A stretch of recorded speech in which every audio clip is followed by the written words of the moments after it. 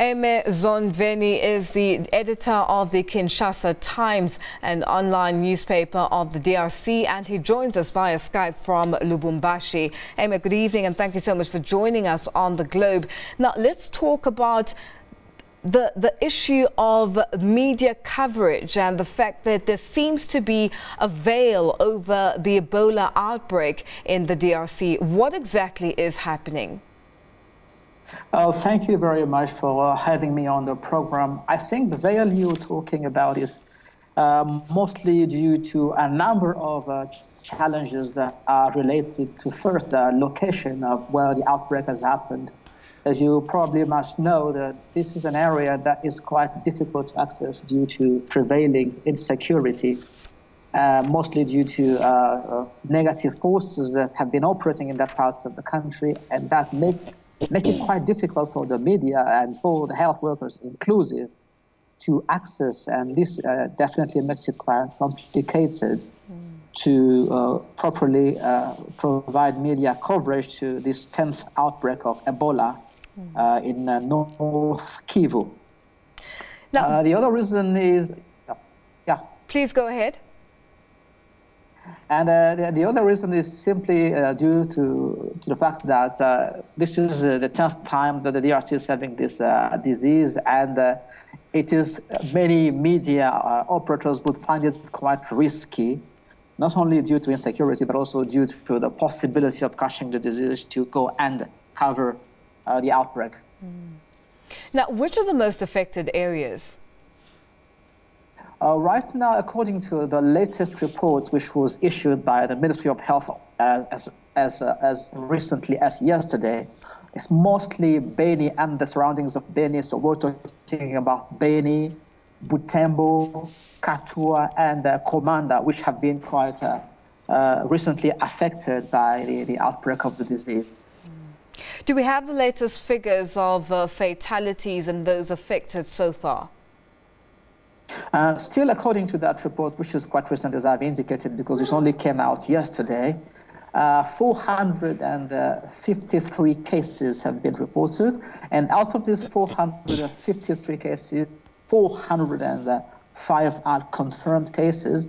And out of the 405 cases, we have 220 confirmed fatalities, making it one of the deadliest episodes of the disease. Should there be concern with regards to the understanding of the Ebola virus within that particular region, where there's been reports that health workers are suspected of spreading the virus in the region by ordinary citizens of the country? Should this be of concern, the fact that there seemingly isn't an understanding of what this virus is?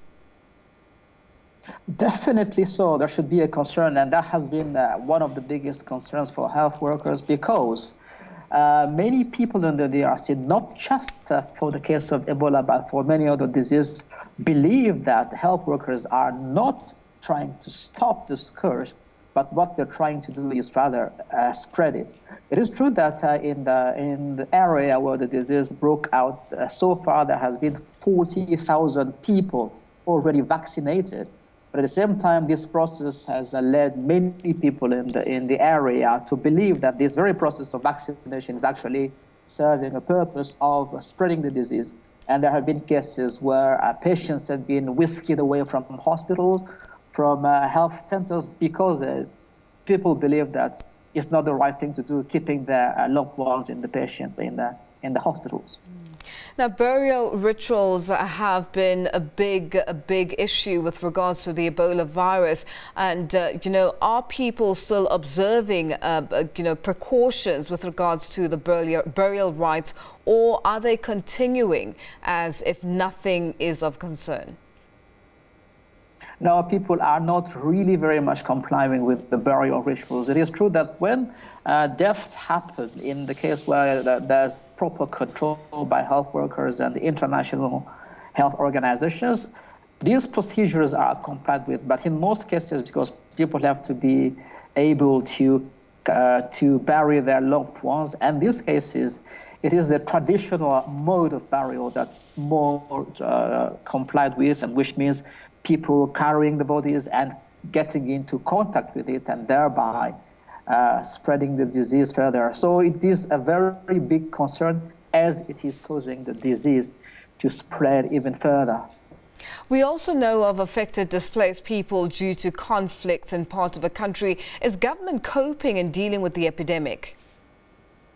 Well, we should bear in mind that North Kivu has been the scene of violence for quite a number of years now due to the presence of the Allied Democratic Forces, which is a rebel movement from Uganda that has been operating in the region and causing a lot of insecurity and claiming many lives.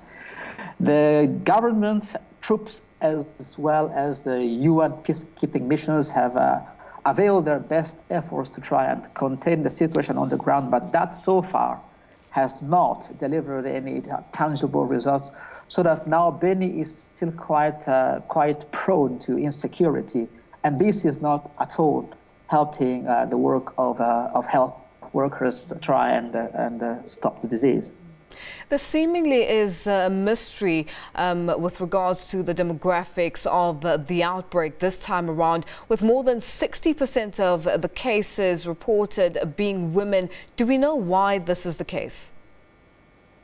You're right in saying this is quite mysterious, but I think if we should try and find an explanation to that, maybe we should try and break that down into 3 points. First, it will probably be reflective of the very structure of the DRC population, which is, 80 million big. But out of the 80 million, you have an estimated 60% of women. So that will probably translate into 60% of women being affected than men. On the other hand, in terms of the burial rituals, it is even more women. It is women that get more into contact with the bodies as they mourn and they go around the bodies. So they probably would be the most likely to get into touch with the body of those that died of Ebola, and thereby will be more exposed to the disease. And I think the last reason would be because women in most cases are caregivers. They are the ones that are the first person to look after the sick ones. And without any proper sensitization, they wouldn't know that the person they are looking after is actually an Ebola patient.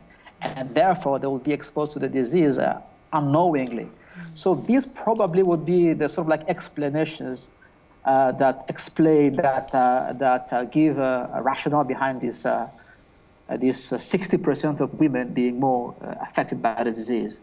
Now, the current outbreak is centered on the North Kivu province in the DRC. This is the 10th the country has experienced, and this is bigger than the one that hit Uganda in 2000. Has there been nothing learned from previous cases of the Ebola outbreak? This is the 10th. Has government not been able to curb or deal with it, or put in place structures to ensure how they mitigate the Ebola outbreak going forward? I think the problem should be traced to the fact that the health system only responds to Ebola outbreaks when one happens. And this time around, unlike previous episodes, previous incidents, this time around, this case of Ebola has been compounded by insecurity, which was not the case, for instance, when the disease broke out in the province of Equator and in Uganda. So I think the government the Ministry of Health should think of putting in place more permanent ways of responding to the disease, so that we're able to address it when it happens. But lucky enough, we may say this time around also, the vaccines have been dispatched to the center of the disease. So the government should put in place appropriate mechanisms that are permanent, even though the disease has not happened as yet, to try and contain it when it happens, when it hits. Now, very quickly, what's the role the media is playing in spreading the necessary messages to potential victims with regards to dealing with burial rites and how to protect themselves, ensuring of not getting the disease? The media is only trying to relay the sensitization messages from the Ministry of Health and also from international organizations that are working in the health sector to explain to the people, and mostly in the languages that they understand. The DRC is a country that has an estimated 400 different ethnic groups with very many dialects, and these messages have to be brought home in the right languages. And so that's what the media are doing, and this is happening mostly with community radio stations that are closer to the populations in the remote area. So the work of the media is to try and explain to the populations that they should wash their hands, they should make sure that they do not get into contact with a dead victim of Ebola, the kind of precautionary measures that have to be taken to make sure that the disease does not spread further. That notwithstanding, these precautions are not always followed by the populations because of wrong beliefs that this disease even does not exist or was invented to try and decimate the population. Now, very quickly, Aime, we have run out of time, but I have to ask you the effect of the Ebola outbreak in the North Kivu province with the elections taking place in the DRC on the 23rd of December, expected to take place. Are the people in the North Kivu province going to be able to cast their ballot with the volatility and the Ebola outbreak, that the epidemic that's there?